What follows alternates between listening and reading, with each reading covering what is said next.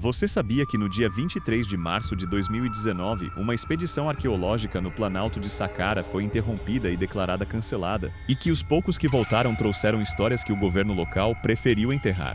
O que vou contar agora saiu de relatos, gravações vazadas e depoimentos que nunca deveriam ter sido públicos. É uma história sobre metal onde não deveria haver, sobre túmulos que guardavam segredos modernos e sobre o preço de descobrir algo que parecia não pertencer à história. Segundo registros oficiais da época, a equipe fazia parte de um projeto internacional coordenado pela Autoridade de Antiguidades do Egito e por uma instituição europeia de pesquisa. O líder do time era o Dr. Farid Hassan, arqueólogo egípcio de aproximadamente 40 anos, conhecido por escavações delicadas e pela paciência de quem escuta a pedra. Junto a ele estavam a restauradora britânica Anna Blake, por volta de 33 anos, especializada em metais antigos, o assistente egípcio Mahmoud, de cerca de 28 anos, e o fotógrafo documental Elias, 41 anos, que registrava tudo com uma câmera de alta resolução. O calor naquela tarde era seco.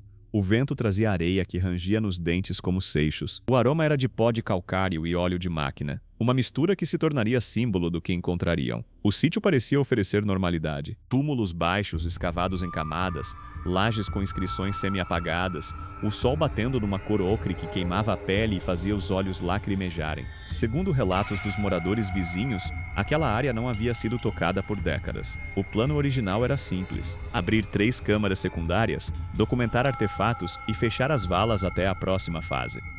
Carregavam lanternas, pincéis, pinças, uma raspadeira pequena e um detector de metais por precaução. Era trabalho de rotina, uma rotina que durava horas e se estendia por dias, com pausas para chá e conversas sobre peças que remontavam às dinastias antigas. Houve risos, cigarros soprados contra o vento, o som metálico das alicates na caixa de ferramentas. Tudo parecia normal demais para o que veio a seguir. O primeiro sinal veio como um brilho impróprio para a história do lugar. Enquanto Ana trabalhava numa pequena antechâmara, a lâmpada da sua lanterna encontrou, entre pó e fragmentos de tecido, um fino reflexo prateado. Ela chamou os outros com a voz que rouca do cansaço. "Veja isto." Mahmoud inclinou-se. Elias apertou o obturador da câmera. Era uma chapa muito lisa, tão refletiva que parecia uma pele colocada ali por mão humana recente. Era difícil acreditar que sobrevivera intacta por tantos séculos sem oxidação. Eles racionalizaram. Talvez uma restauração anterior, talvez um erro de registro, talvez um objeto introduzido por saqueadores em tempo recente. Alguém trouxe isso depois, disse Farid, voz calma. Alguém foi lá antes de nós. Foi o primeiro momento em que o terreno da certeza começou a tremer. Horas se passaram e, quando abriram a primeira caixa funerária, o detector de metais começou a chiar com uma insistência que nenhum deles lembrava de ter visto com antigos artefatos de bronze. O som era agudo, vibrando como uma corda tensionada. Mahmoud fez um gesto para abafar a máquina e fingiu normalidade. "Só uma reação com os encaixes", murmurou ele. Mas o segundo sinal veio com um detalhe que não permitia mais explicações fáceis. Os parafusos, pequenos, precisos, de aço inoxidável, encaixando tampas que pareciam impossíveis de existir naquela cronologia. Ana tocou um deles com a ponta de um pincel e sentiu um frio cortante passar pela mão, como se a peça estivesse ligada a algo que exalava frio.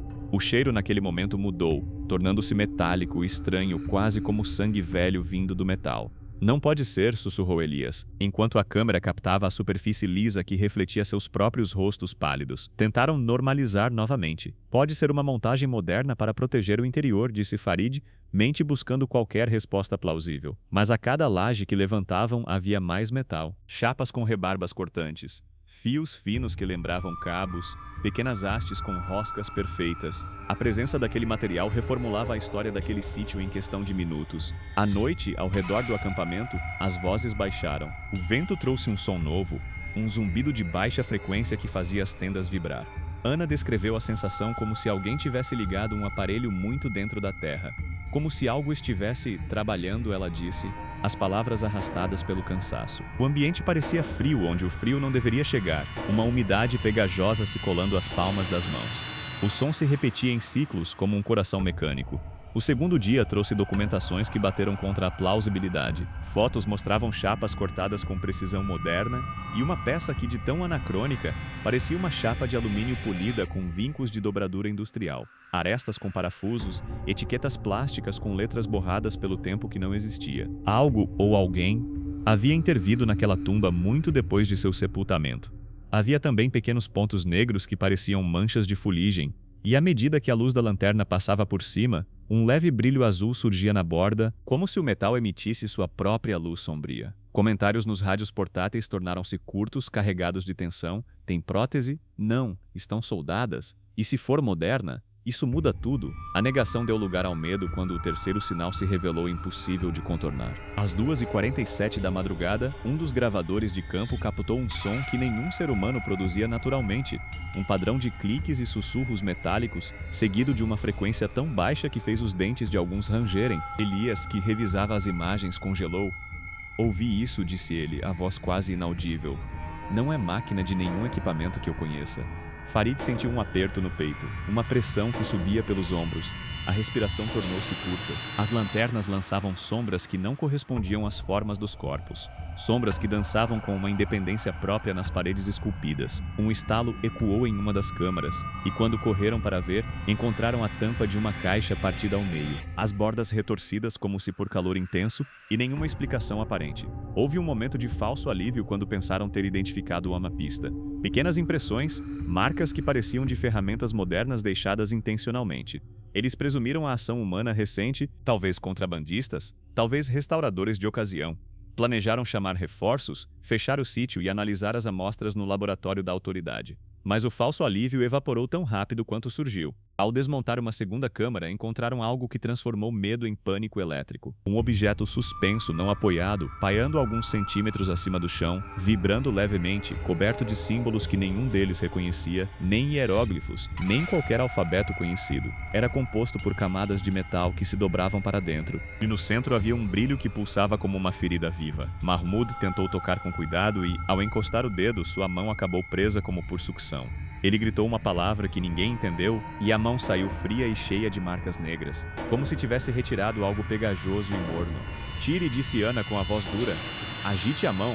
O objeto girou e soltou um som semelhante ao de dentes finos sendo raspados. Uma sombra escura correu pelo teto.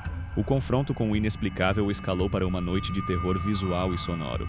As luzes começaram a falhar em padrões, uma após outra, deixando corredores mergulhados em breu absoluto. Ali na escuridão, ouviam-se passos que não pertenciam a nenhum dos presentes, passos largos demais para humanos que respiravam ali.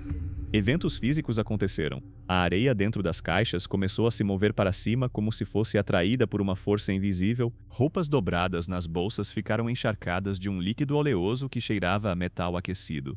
E no espelho quebrado do acampamento, reflexos que deveriam mostrar rostos mostravam vultos alongados, corpos esticados como se dentro deles houvesse fios puxando. Ana tentou acalmar a equipe com comandos racionais, mas a tensão degenerou em terror puro quando Mahmoud desapareceu. Ninguém viu o instante exato. Um segundo ele discutia a necessidade de isolar a peça.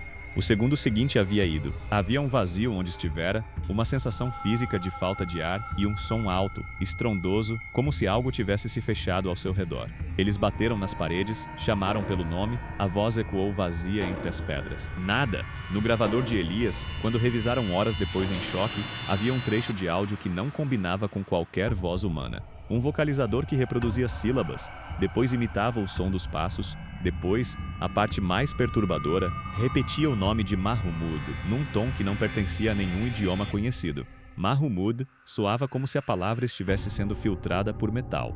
Farid largou o aparelho com mãos trêmulas. Ele foi levado por algo que queria ser ouvido. Murmurou. A tentativa de fuga transformou-se numa corrida contra a própria madrugada. Levaram o máximo de provas que puderam. Fotografias, um parafuso, um pequeno pedaço de chapa que Ana conseguiu arrancar e uma gravação. Puseram tudo na van, mas não sem a sensação de serem observados. Havia marcas na lataria do veículo quando subiram. Arranhões finos, como se unhas tiverem marcado através da pintura. No retorno, as comunicações começaram a falhar de novo. O rádio do carro transmitiu por alguns segundos uma voz estranhamente modulada que disse, em árabe antigo com sotaque metálico, voltem. A voz deu calafrios. Farid segurou o volante até as mãos tremerem e conduziu pela estrada de areia como se fosse um corredor estreito entre dois mundos. Na manhã seguinte, as autoridades chegaram com homens de preto e documentação com carimbos e assinaturas que, na superfície, pareciam legais e definitivas. Cada item recolhido foi consignado sob sigilo e o sítio foi lacrado. Comunicados oficiais relataram apenas interferência externa e anomalia técnica e decretaram o cancelamento da fase seguinte do projeto por tempo indeterminado.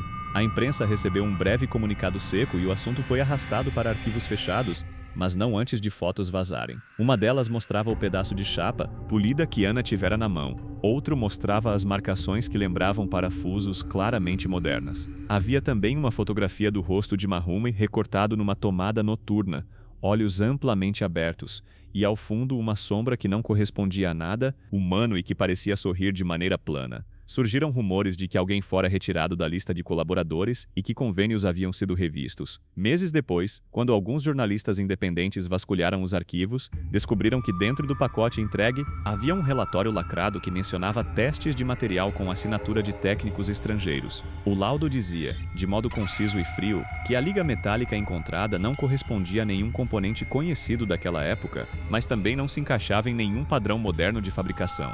Diziam ainda que o objeto apresentava uma estrutura cristalina estranhamente ordenada, como se tivesse sido trabalhada por processos desconhecidos. A conclusão oficial foi inconclusivo. As notas de rodapé, porém, traziam um detalhe que poucos notaram: um número de série rasurado e uma referência a uma operação administrativa que nunca ocorreu no tempo em que os túmulos foram selados. Os depoimentos dos sobreviventes são contraditórios e cheios de sombras. Anna mudou-se para uma cidade costeira, recusando entrevistas prolongadas, e dizia em poucas palavras que havia dormido por semanas depois do ocorrido. Elias reenviou suas imagens para um arquivo online, mas informações desapareceram. Farid continuou a trabalhar em ruínas menores, mas seus olhos carregavam uma pressa que não aparecia antes. E Magomid, quando, dias depois, foi encontrado à margem do Nilo por pescadores, não falou. Tinha marcas negras nas mãos e olhava para o horizonte com uma expressão vazia, como se tivesse ouvido algo que nunca mais poderia esquecer. Ao ser questionado, o único som que saiu foi um sussurro metálico. Eles chegaram com as mãos cheias de silêncio. Depois disso, não respondeu a mais nada. Apenas apontava para o barco como se quisesse ir embora, sempre mais longe do lugar onde encontraram metal, onde não deveria haver. O que aconteceu naquela expedição permanece sem explicação completa. Havia provas tangíveis, folhas de metal polidas e parafusos, gravações alteradas e um desaparecimento que ninguém pareceu disposto a encarar em sua totalidade. Documentos foram lacrados e a sensação de que algo foi escondido intencionalmente ficou. O detalhe mais perturbador veio semanas depois, quando uma fotografia enviada por uma fonte anônima apareceu em um fórum especializado.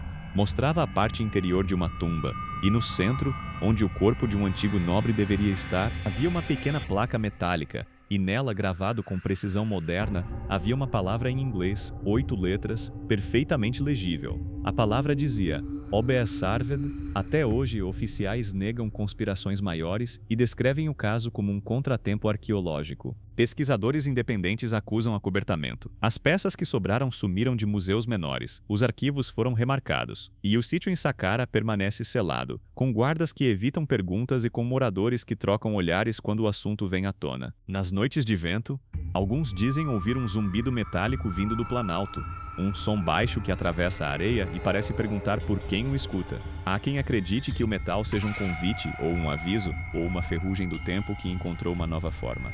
E se algum dia você achar brilho estranho em um lugar que pertence só ao passado, não o toque com pressa. Não o leve para a luz onde a verdade pode respirar. Porque há coisas que não deveriam ser lidas na superfície das coisas. E se algo no escuro disser seu nome com voz de metal, talvez seja melhor não responder.